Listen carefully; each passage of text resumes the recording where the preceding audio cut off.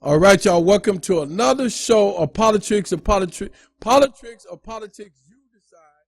With Tula Cabone and co-host Justin Barnett. Brother Justin Barnett could not be here this morning, but he will be at the show at 5 o'clock today, and that will be on the radio. But I do have a fantastic co-host today, Brother Billy Jones. That's his radio voice. So I'll let him introduce himself to you. This is the, can you hear me? This is the Billy E. Jones, and I'm so happy to be here to work with my brother here today. So I'm going to kick back and let him do his thing and try to fill in what I can fit in. Well, I appreciate that, good brother. Also on the phone, I have to say that I give homage to all those who blaze the trail of righteousness for me to be on this type of platform. That being R.J. Watkins, Brother Billy Jones, Brother Leo Brazil, Brother Tyler, Brother Sister Maxine, everybody that has something to do with my cultivation as a radio host and being here now. So now I want to introduce one of the most profound brothers that I've been privileged, let me say it that way, to be in touch with or even to talk to. Brother Leo Brazil, he's one of the founders of the Black Panther Party, and the brother's an attorney. He's an extraordinaire, and I'll let him explain everything else to you about himself, and we're going to go into some deep dialogue. So please pay attention to what we're talking about. Good day, good brother, Brother Leo Brazil. How are you, family? I'm doing just fine. I'm here in California, just waiting this conversation. Okay, can you tell the audience a little bit about you, the listening audience, a little bit about you, and just in general, what are your credentials, so people understand who you are? Well, I guess when people talk about credentials, they usually mean education or Yes, job experience or whatever. So my primary education was at Merritt College in Oakland, California, where I met Huey Newton and Bobby Seale, and that's how I got involved with that part of my life. And then I transferred to Stanford University, where I got my Bachelor of Arts in Political Science. And from there, I moved to UC Berkeley, University of California, Berkeley, Boat Hall Law School, where I got my Juris Doctorate and practiced law for 30-some-odd years and served 2 terms on the Oakland City Council during the Black Power era, and taught at Berkeley City College, and worked in state government, worked in federal government, and so my political science and my law background gives me my experience with the system. And so at UC Berkeley Law School, I got involved in 1971 with the issue of reparations, and that's where I'm working right now. I'm a member of the Alameda County Commission on reparations, okay, and working on that issue. So I'm looking forward to talking with you. Okay, so I want to ask a question, and I think for a historical perspective, I want to ask this question. What made you get involved in activism concerning African Americans? What drove you to that particular interest? The African American interest? Yeah, absolutely. Yes, sir. What drove you? Well, that was my grandfather. My grandfather who raised me, my grandmother. My grandfather was the one who always told me that I was African, that we were Africans. And so from I guess 4 years old or whatever, I've always been told I was African. So I was always interested in African things, and he was always buying me books and things on Negro history. The black college students used to come around every year to sell subscriptions to Jet Magazine and Ebony and so forth. And so he would always contribute to them because of the black colleges and everything, and always encouraged me about my education. So I've always, all my life, thought that I was African, but I couldn't talk about it because nobody wanted to talk about Africa. They was looking at Tarzan on the television and Rama the jungle, and nobody wanted to be black and everything. So I, like everybody else, stayed cool until I was about 12 years old when I first started talking about Africa. Okay. What drove you? And I'm doing this again for, as you know, as they say, chronology order, because I need people to understand. What drove you to join or be affiliated with the Black Panthers Party? Oh, well, we all, were in Oakland, California, like any other teenagers. I guess you had the same problem in Detroit or any place else. The enemy of the teenager, because they called us juvenile delinquents. That's where the phrase came from in the 50s and everything, juvenile delinquents.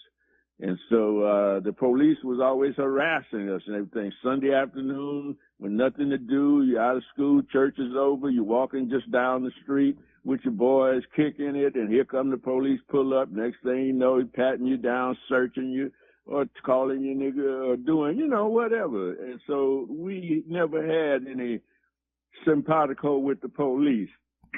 And therefore, when Huey Newton and all of them started bringing up the fact that the police was murdering us, and the whole political oppression thing and everything came along, at that time in the 50s, the civil rights movement was going on. Little Rock, Arkansas, the National Guard coming out, the police in Birmingham. So everything we saw on television as related to black people and the police was something negative. So that's where the whole idea of the enemy concept came from. And so Fight Back came about when 1960, Sharpeville, South Africa, where the South African police gunned down all of these Africans. And that then focused our attention on the international plight of our people. And then at that time, it says 1960, that's when four brothers sat down at a North Carolina lunch counter and said we're fighting for our rights. So we had a fight for our rights internationally in South Africa and a fight for our rights here in America, and that's what motivated us as young college students to get involved in the movement. And I think a lot of people don't understand that. A lot of the brothers that was in the Black Panthers movement were from college.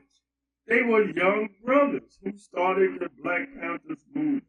So when you see the contrast between then and now, what do you think that we should be doing that y'all did that we're not doing now to help build leaders who think in terms of trying to make our culture better like you brothers did?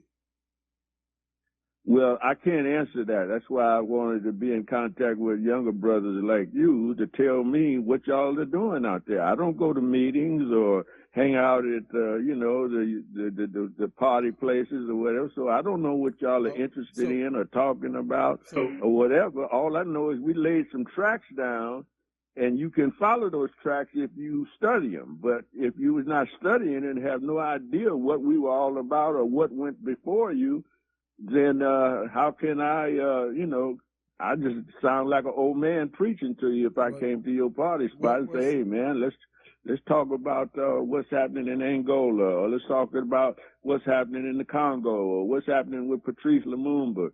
The guy we had to keep us awake at the college level was our whole history of Du Bois and Garvey and all of those black intellectuals and everything that was out there, and we were reading their book, Frantz Fanon, the Wretched of the Earth. So we had something that was created in what we call consciousness. So I don't know how conscious you brothers are today, you sisters are today. So you have to tell me. Okay. I don't know the difference between. I just know it seemed mighty quiet out there for a long time until the George Floyd thing came along, and all of a sudden I saw a worldwide uprising of moral indignation. So I don't know how morally indignant y'all are. I hear you say it, and I love it because you are morally indignant about these rights and wrongs that are going on in the earth. And so that's why I'm so glad to be connected with you right now. And Billy Jones, who is an Oakland native who can tell you everything that I'm talking about.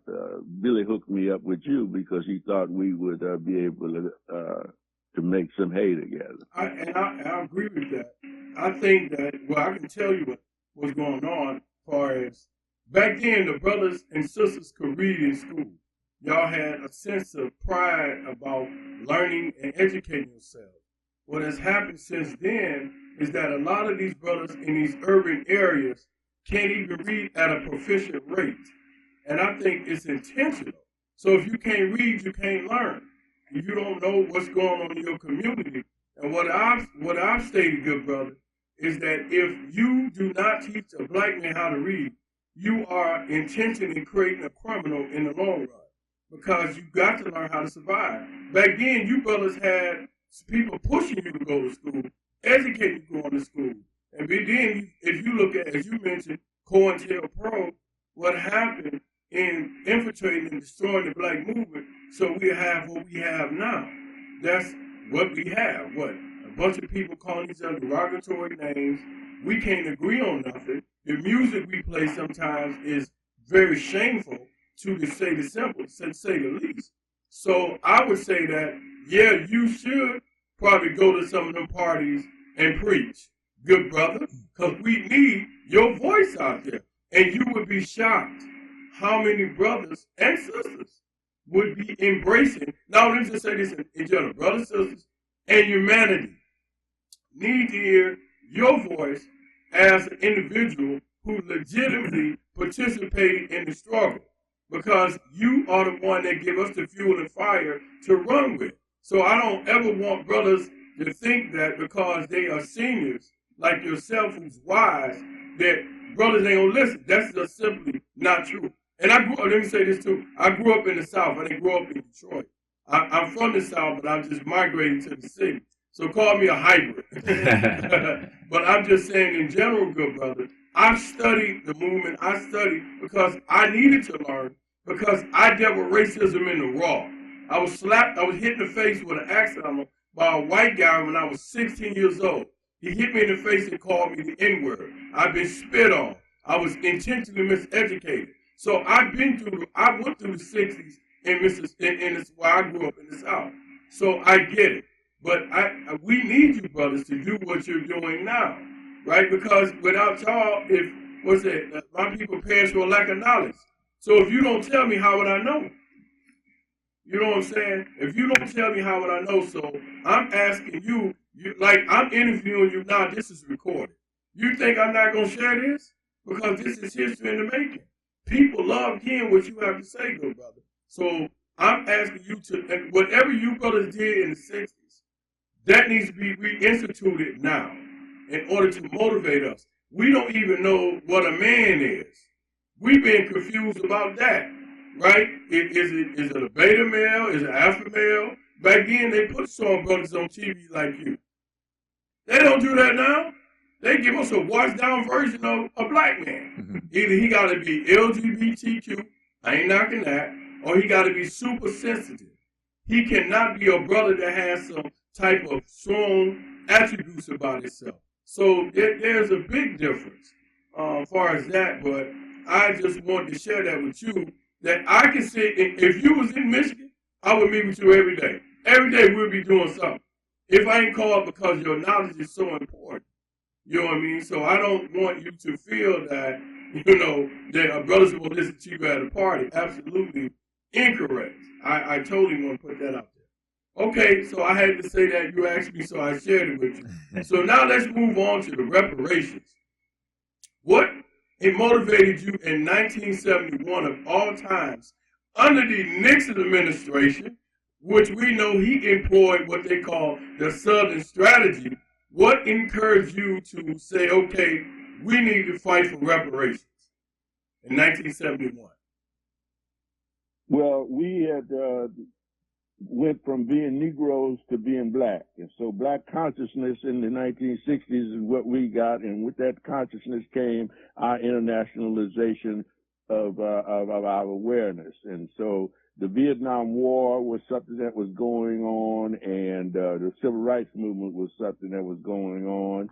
And those are the things that brought us to the streets. And we come from the Bay Area, so the Bay Area has always been a very progressive area. That's where Miss Kamala Harris comes from. Oakland Bay Area, because of the University of California and Stanford University is our, kind of pivot points there. I was blessed to be able to go to both of them. So I had that consciousness coming out of Merritt College. So I was blessed to be able to be conscious of what was going on in the world. And so my political science education and everything brought me to look at the system. That is the three branches of government: the legislative, judiciary, and the executive. And while I was studying my Constitution at law school, I took a class called Slavery as a Legal Institution. What did the legal institution have to do with slavery? Well, the slavery was done by charter from the queen or the king, right? Somebody had to draft the charter. Who drafted the charter? The lawyers. So all of those documents and everything that was done in slavery, the legal system was involved in it. And that class on slavery as a legal institution opened my mind up to the issue of reparation. There was a book that we had to read called Slavery as a Legal Institution by Boris Bitker, B-I-T-K-E, Bitker, I think, B-I-T-K. Boris Bitker was a Yale professor that wrote about the legal obstacles to the issue of reparations. And so that's what got me in on the issue, and I've been studying it ever since. Did you feel it was hard to motivate our people at that time to even believe that reparations was possible? It's not possible even today because people don't want to believe it. But there's guys like you and me that I call race men in the school of Du Bois and all, and Garvey and all, and Malcolm and so forth. We are not going to let the issue go. Like Kamala says in her campaign, we're not going back. And so no matter what they do, they can ignore it. The society can ignore it. There's always going to be the John Conyers, the Reparation Rays, the Leo Bazils, the Tula Cabons. We are going to be there irritating them, and they are vested in maintaining the status quo, but we're not going back to that old South that you grew up in with segregation and all that other kind of stuff. We're not going back. In fact, we're going forward. And going forward means reparations. Hey, Mom and Dad, I want to say something. I think this is important that the listening audience understand that Abraham Lincoln gave reparations to slave owners under what they call the Emancipation Act, April 16, 1862. And the agreement was that if they freed the slaves, he would agree to pay them $300 per slave if they freed them and became friendly with the Union. And William Lloyd Garrison, who was an abolitionist at the time, objected to Abraham Lincoln giving money to slave owners as opposed to the slave. And William Lloyd Garrison founded the abolition newspaper. He was a white man. So whenever they say to us, good brother, they don't want to give reparations. Well, Abraham Lincoln started it. This is not talked about in school. What is your perception of what I just stated? What you just said? Yes, sir. Well, again, I listened to your program the other day, and we were talking about the difference between socialism and so forth. And I said, well, let me drop this on you, brother. Socialists are people that are for government involvement in your life. And so the abolitionists that you talked about, they were considered liberals at that time. The liberals and the socialists of today are the abolitionists of the day. They want to abolish poverty. They want equality in treatment, but they don't want and don't propose a sharing of power. So the abolitionists wanted the black people to be treated fairly, but they didn't want to give them power, and that's why Garrison and Douglas fell out, because the abolitionists of that day are like the liberals of today. Absolutely. They don't believe that we can think, that we can exercise power. Exercising power means that we might be their boss, and they cannot ever come up with the fact that we might be their intellectual superiors and therefore be able to be their boss. We can always be subordinate, which means they maintain the white supremacy system, which is a caste. That is interesting you say that. And the reason I say that, good brother, Martin Luther King had an interview on NBC News in 1967, 8 months before he was assassinated. And one statement he made is that, and I'm saying this with respect, so let me put that out there. But one thing he said about the white liberals at that time was that they agreed to cheer on what was going on, but when it came to funding, they didn't put the money up. So he said, when they was telling a black man to pull himself up by the bootstrap, he said, how can you tell a bootless man to pull himself up by the bootstraps? And this, right, this has always been my position, brother, right? And I can say this unequivocally for being a hybrid from the South and the North, that those people who call themselves, and I say this with respect, progressives, particularly those who are white progressives, they need to do more than what they're doing. They don't want to give us the finances that we need. Neither do they want to do power sharing, which thus prohibit us from getting reparations, or they found some way to hinder it, or they just ignore it. But they call themselves under the Democratic umbrella or a progressive way. So what is your opinion about that? Well, again, I don't expect them to give us anything, and I just want us to get what we deserve and are entitled to. We are entitled to repair.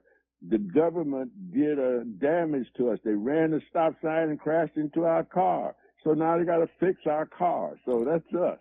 The government of the United States is supposed to treat everybody that is a citizen fairly. So first of all, we have to establish our citizenship, and we're still fighting for that. Today, just let them accept the fact that we are citizens. Now, once they accept the fact that we are citizens, they'll say, well, where were you mistreated as a citizen? If you were mistreated as a citizen, denied your citizenship rights, then who did it? If it's the private sector, they must pay civil damages. If it's the government must pay reparations. And that's what we're trying to establish right now in the reparations argument, that the government of the United States did us wrong. And you pointed out a situation where the government paid the slaveholders, but didn't pay the slaves. And to this day, we are suffering from prior advantage and incumbency that white people have in the status quo. Well, let's go even further. England paid the slave owners also. So let me put that out there from a national perspective. But we can't sue England. Right now, I'm just saying in general for those. I'm just throwing that out there. But let me add this as well. If you look at even up to this day, right, there are laws that's being created to intentionally target African Americans, meaning that the United States government is being used to oppress black people on the strength that they were blacks. Let's look at the FHA.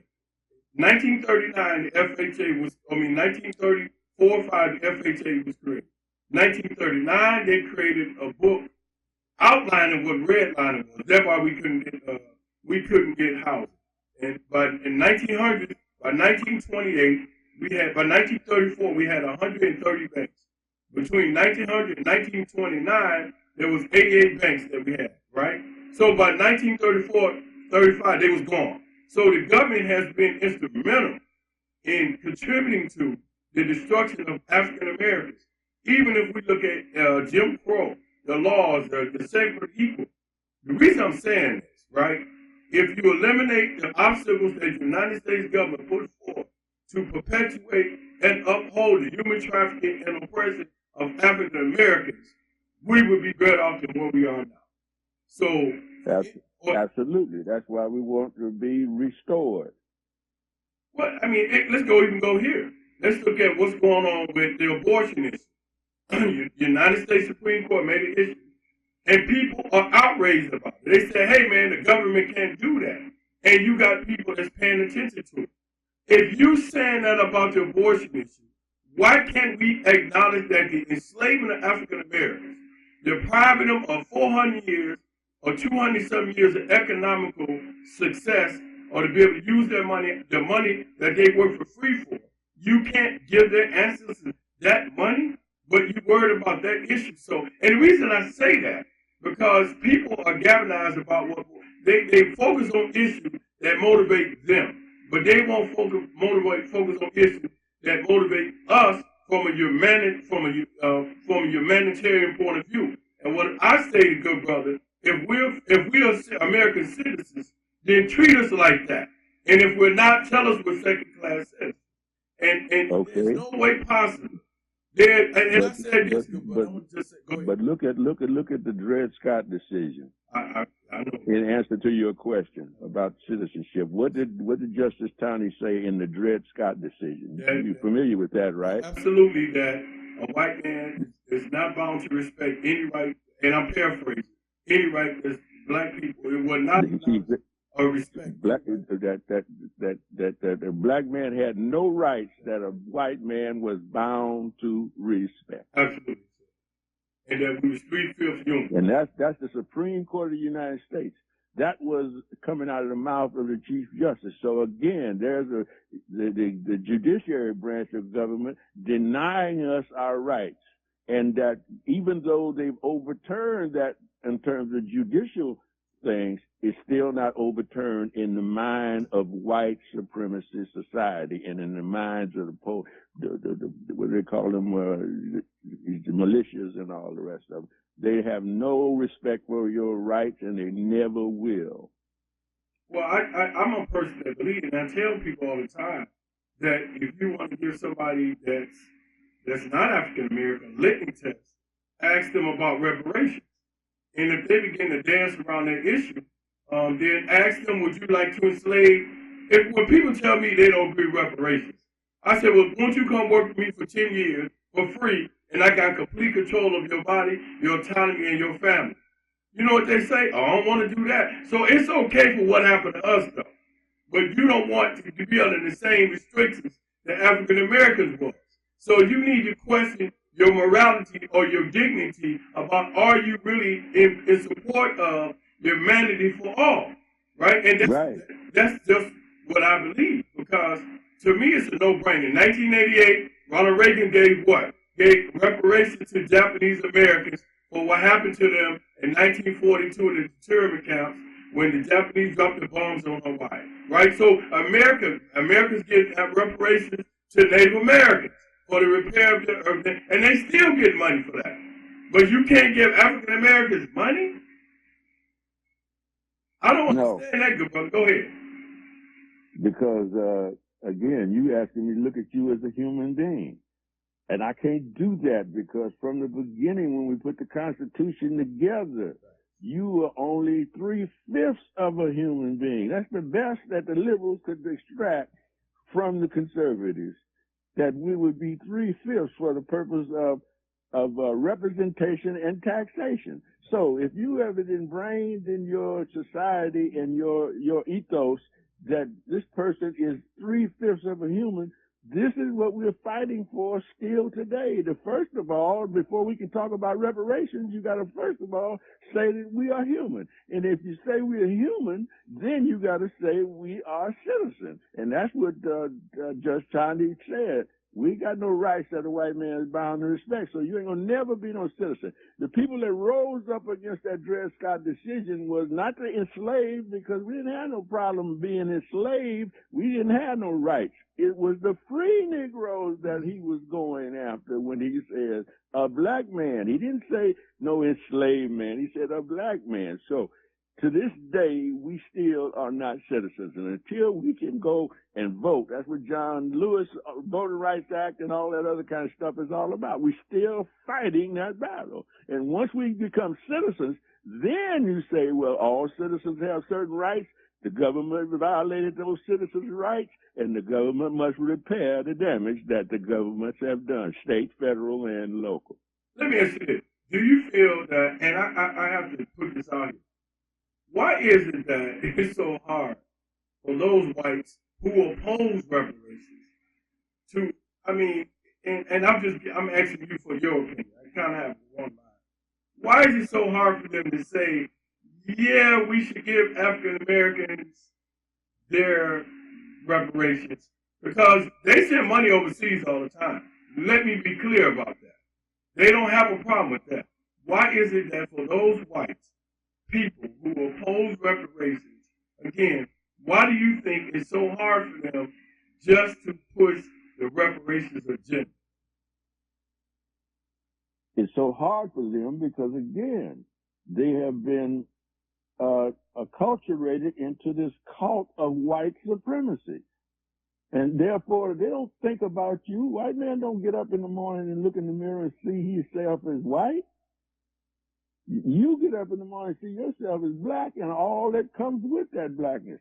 He looks at you and see you as black, as not white, and all of the things that come up in his mind. Violence, great athletes, or whatever he got in his mind. But he ain't never thinking about the wrong that was done to you as a person that he was a part of, because he would say, it was the government that did that to you. You're absolutely right. But I wasn't a part of that, you see. And that's what the abolitionists and all the rest of them wanted to be a part of, and white liberals want to be a part of. They know that there's the wrong out there, but I'm a good one.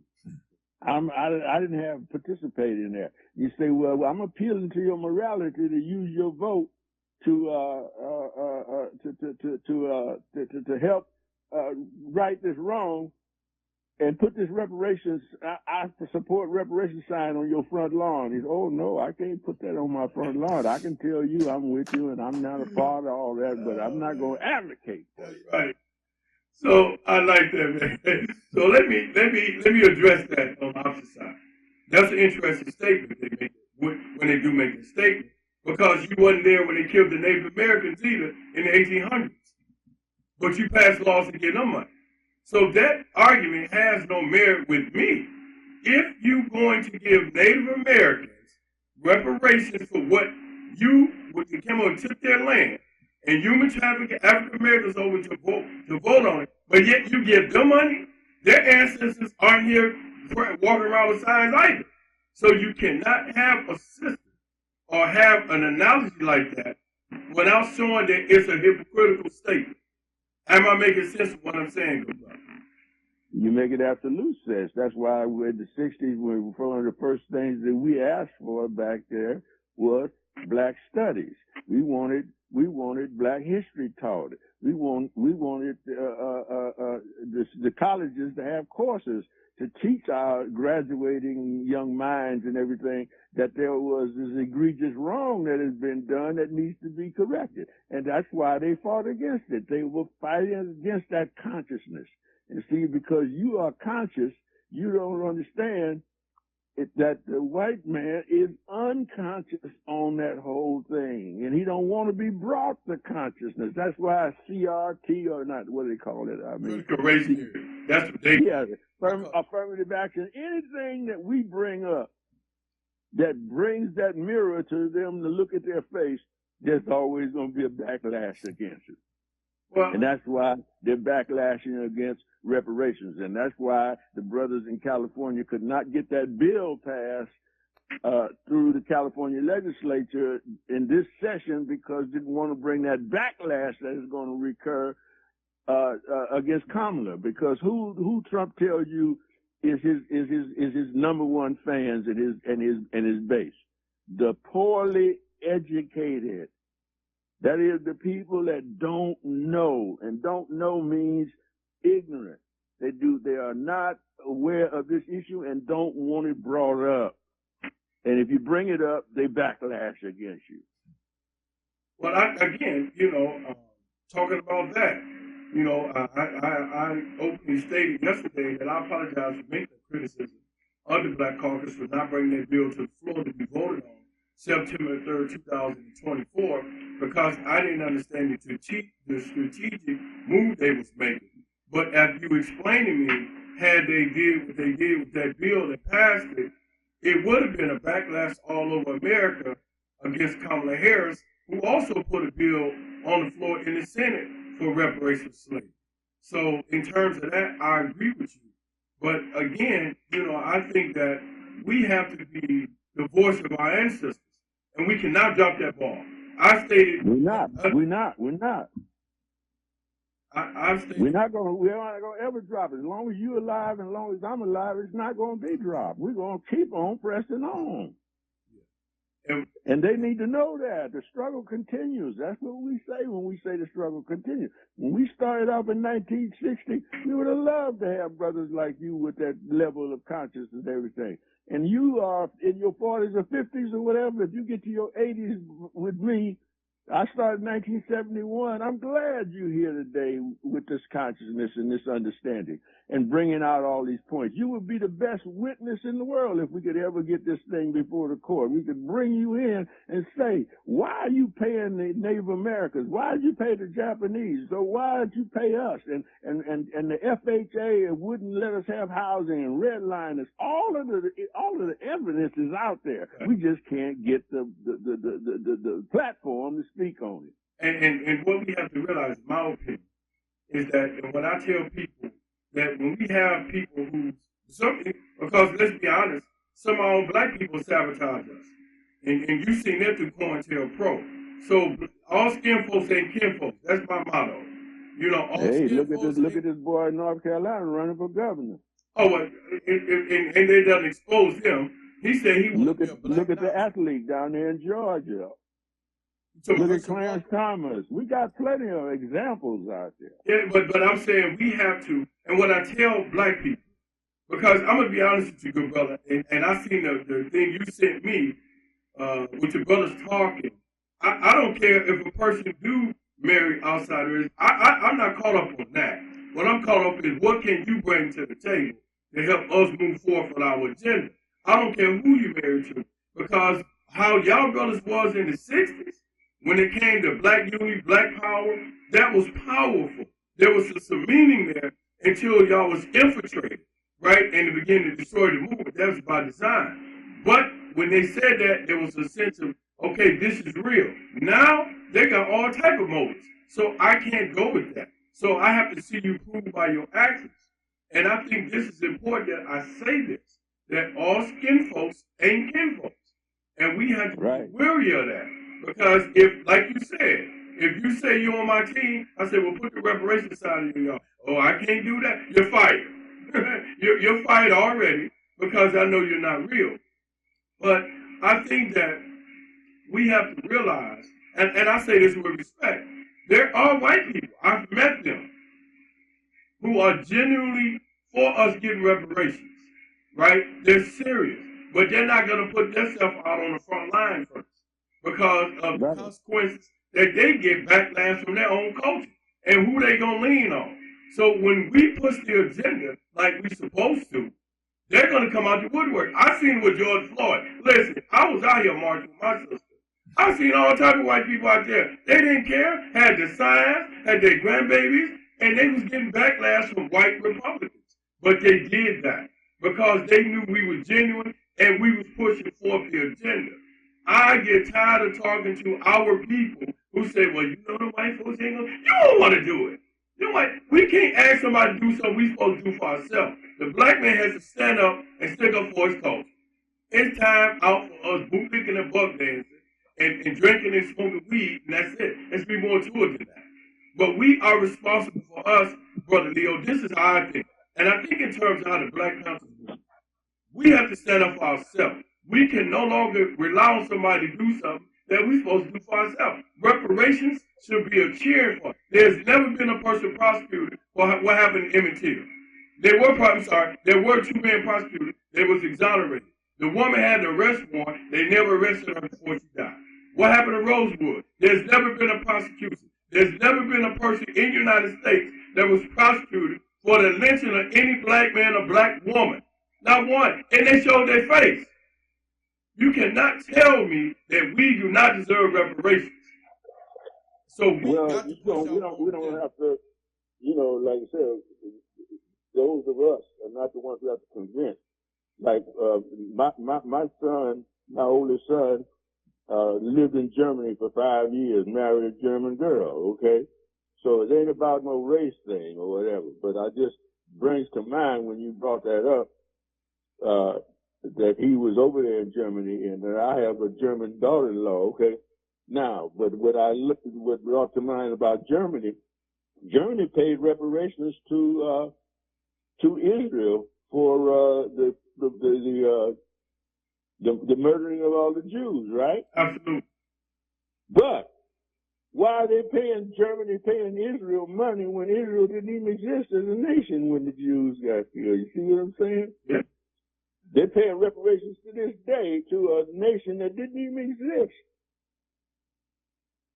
But we can't get a day in court here in America with these people after we've been here, but like you said, for 400 some odd years. 1619 is when we arrived on this soil, and therefore we're citizens of this nation. And you know what? And the reason I think that they don't want to do that, whoever opened that Pandora's box is going to be ostracized in history as, in particular if they're white, I'm going to just say it, they'll be ostracized in history as a sellout to their own country, to their own. Absolutely. They certainly will. Look at all the voter registrars and all the people right now. They're just trying to do their job counting votes. These folks coming to their house, marching, threatening them, sending the police to their front doors. All of that stuff is going on among people that are trying to protect power. Well, let's look at the Freedom Ride. Let's go back to the South of the 60s. You know, you brothers, I was fired up, man. The brother told me I got an old soul. Okay, leave me in the 60s. Look at the Freedom Riders. Those were black and white people who came from New York to travel in the South. But they knew that their life could be better. And let me tell you something. I'm from the South. When they see a white person with you down there, they don't give you a pass. They call you the in-lover. One thing I learned about the North, I'm saying this for a reason.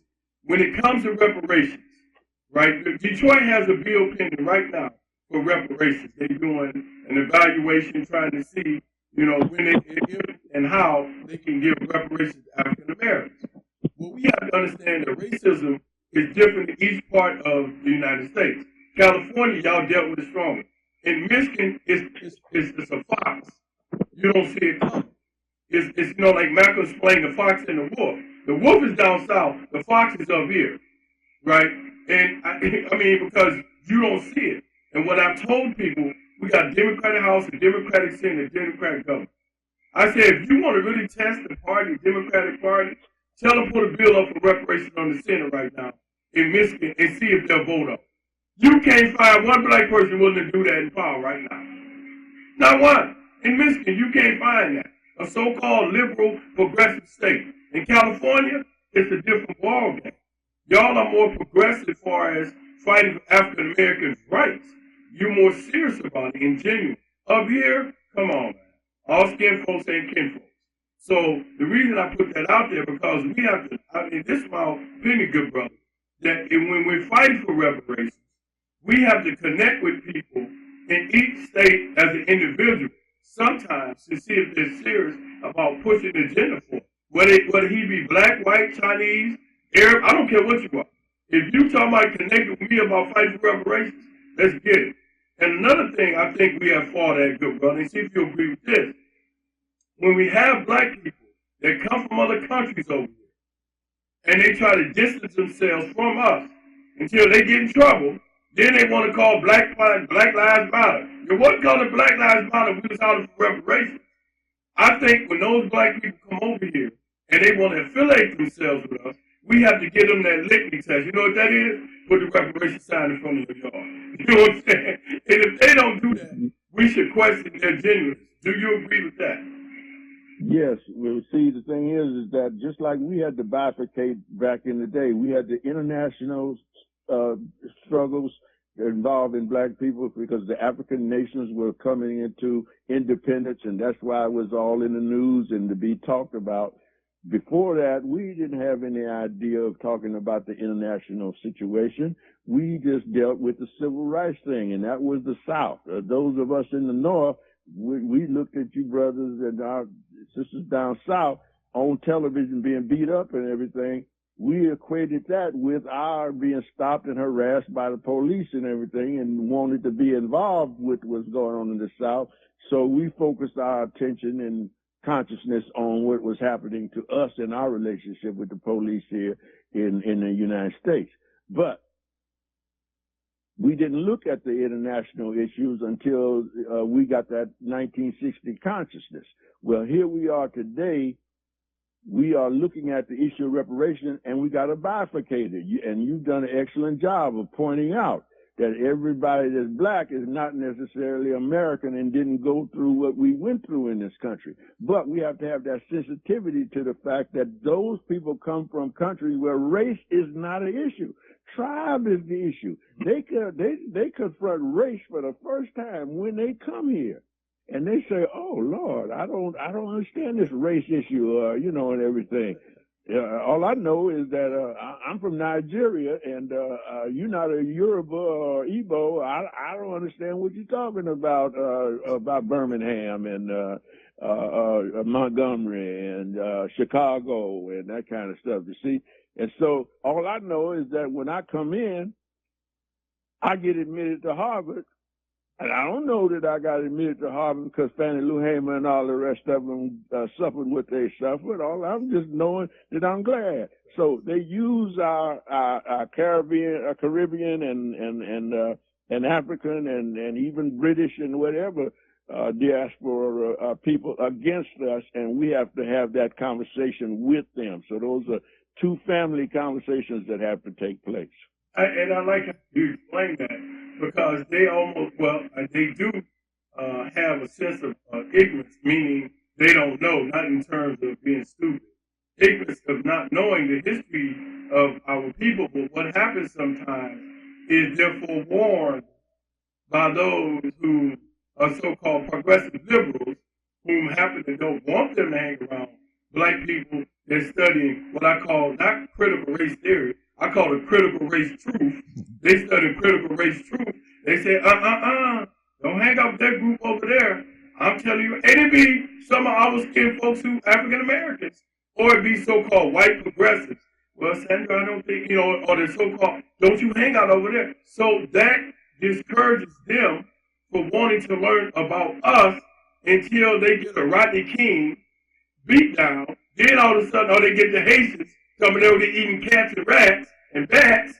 Then all of a sudden they say, you should have listened. So we have to have, what I believe is that we have to build a good coalition with them in terms of having a communication with them when they get here. And say, okay, now, if something happens, don't come call us. You deal with your friends, those so-called liberals that told you not to talk to us. And we get them an education. And we put a book together called Critical Race Truth that educates them about what really happened in America. Because a lot of people don't want to deal with that monster, right? They don't want to deal with what they really did to black men, particularly. People don't know about buck breaking. Buck breaking and what they did to black men, raping black men during slavery because he was the strongest brother. They do it now in Hollywood. But anyway, let me pull back.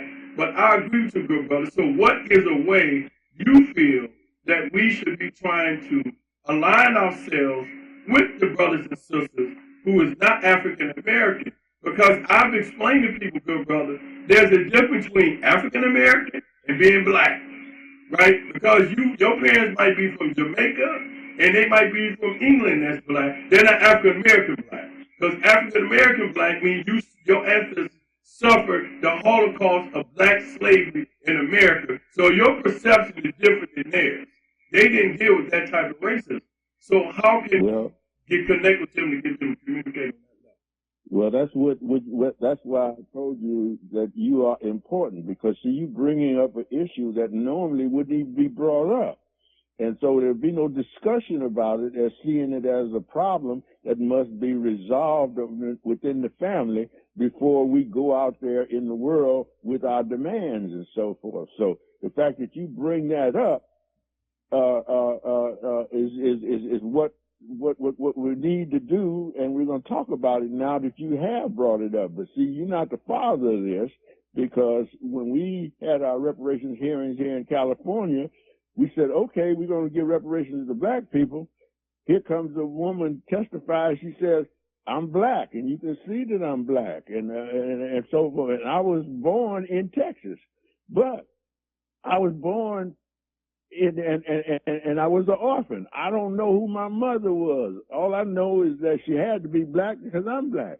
But I was raised by a white couple and adopted by a white couple and raised that way. Now, if I have to go and trace down my bloodline to my mother, who is African American, if that's the only people that can get the reparations, then I can't trace my mother. I don't know who she is. I can't get onto my bloodline. So how do I come down as a California citizen and be in the line to get reparations? You see, so all of those kind of problems are out there that we must work out. And we got that group, ADOS, what is it, African Descendants of Slavery. All of these issues have been put on the table and will be put on the table in each one of these states, Michigan, New Jersey, California, and all the rest of them. Once all those issues are up on the table, we will sort them out. This is a chess game. We're not playing checkers here with this reparation issue. It's a long-term thing. That's why I'm not tired from 1971 to today, because I know we had a long ways to go yet, and I'm so glad to see young warriors like you. Well, I appreciate that. And I just want to say, when people say to me, how can you prove that your ancestors enslaved? I said, well, look at my last name. Most African Americans' ancestors were enslaved. Our last names is what our last names were. I'm just saying in general. You know what I mean? So whenever you want to know how can you get a person named Williams or Jefferson or Washington? Yeah, but see, most of us maybe have been enslaved, but there was a lot of free black people in America here, and that's what the Dred Scott case was all about. The people who were endangered by that thing about no black man having any rights was all those free black people who own land and have been free since 16-something. So we got to sort all of these issues out before we start attacking each other and allowing them to peel off certain parts of our community and turning them against them. That's why I hate that everybody is trying to criticize Kamala because of the Divine Nine, because they say, oh, those old frat boys, they nothing but bougies. Well, see, that's again, we're breaking off from each other when we should not. We should be coming together and uniting. Of course, we got our differences and everything, but we got our commonalities that we got to come and organize around. So let me say that. So let me address, if I can, both of those issues. That's interesting. First, I find it to be interesting that people would, first of all, say anything about the Divine Nine. Okay, so she is in a sorority. I know people that ain't in a sorority and they're still bougie. Yeah. So, but what does sorority got to do with that? And then when it comes to let's look at how the freemen got over here, right? They were free, but how did they originally get over here? You're responsible for that. You can't kidnap somebody from another country and they eventually get out of it 10 years later, have a whole family, and say, well, I ain't got nothing to do with that. They weren't enslaved. No, bro, you're responsible because you took their culture, you took their religion, you took their state of mind, you took their very existence for who their sole purpose was in their own country. America called it kidnap nowadays. That's what it's called. Kidnap was back then too. Right? So let's not play the game and somebody say, well, you know, they was free men. No, bro. How did they get over here? Don't try to minimize what you did. You had people, my Jewish brothers and sisters, who was in the Holocaust. Some of them did not suffer the horrific things that their other ancestors suffered. But guess what you do? You give them the money. You don't say, well, you didn't suffer as much as they. Don't try to apply that standard to us because you have not applied it to no other culture. That's called second-class citizenship. That's how I see that. As far as the frat, you know, when people say that, good brother, really, we're taught to be separate but equal, right? Separate in way of people, equal in skin color. That's what I mean as far as us criticizing each other. Leave Kamala Harris alone. Because guess what? We ain't got no option. What other antidote do you have? Ain't nobody Malcolm X ain't finna rise from the grave and run for president. So we got to really genuinely look at what's going on. And the criticisms that we speak against her, are you for real? Are you for real? Let me just add this, good brother Leo. I just gotta say this. If a man came to you and wanted to run your company, he said, well, I filed 6 bankruptcies. Also, I've been sued. I got 34 felonies. I'm charged at 91, but I got 34. Right there, he stops. If it was a black man, you gonna say, oh, you're fighting. So please, I got to get closing because I only got like 2 minutes left. So I just go ahead, good brother. I'm gonna let you respond, good brother. Well, no, I don't need to respond. Everything you say is absolutely correct. But you know, I just call upon all of our brothers and sisters in America to do your research before you open your mouth, Janet Jackson. Do your research, D.L. Hughley, before you go making comedy and being smart in the barbershop and everything, because you're affecting people that don't know, and all they're getting is what they heard you say. And we don't understand that in the law, when you come in to make your case, you got to make it on evidence and not on hearsay. Hearsay is not accepted for the truth of the matter stated. You got to have documentation. And all the things that you've been talking about and everything, we can document, and that's why they don't want to hear it. That's why it's important to have HR 40 so that we can gather all of the documents from California, Michigan, Alabama, and all the other different places that it's going to come in different angles that it's going to come at us so that we can put a succinct piece of evidence on the table. Otherwise, you'll be chasing butterflies, which is what Trump has everybody doing with all his cases and everything, because they bring up any little small thing that diverts you down a rabbit hole. And we need to get rid of all the rabbit holes before we can make our case to the world, because where we're going to make our case is not in the court of the Congress, not in the court of the United States. Where did Malcolm tell us to go? To the United Nations. And when we bring this issue to the United Nations, we will have Tuba Cabone to be our first witness to come in and tell us about buck breaking and everything and give us the documentation that he has on that. Okay, I got to wrap it up, good brother. Hold on, Brother Billy Jones. You got anything you want to say? Oh, man, this has been great. It's been great to sit here and relax and get all this good education of history, past and present. Listen to good brothers have the discussion. This was such a wonderful mental break for me to just relax and learn. Thank you. I feel blessed. And I just want to say, I got to get going, but Brother Leo, you know I'm going to have you on next month. We got to talk about this in November. So, hey, I appreciate you. I'll reach out to you this week. Thank you so much. And y'all know what I always say. Power to the people. Power to the power people. To the people. Power to the power people. To the power people. To the people. Thank you, Brother Leo. And give shouts out to the engineer, Brother Tim. All right. Power to the people. Power to the people.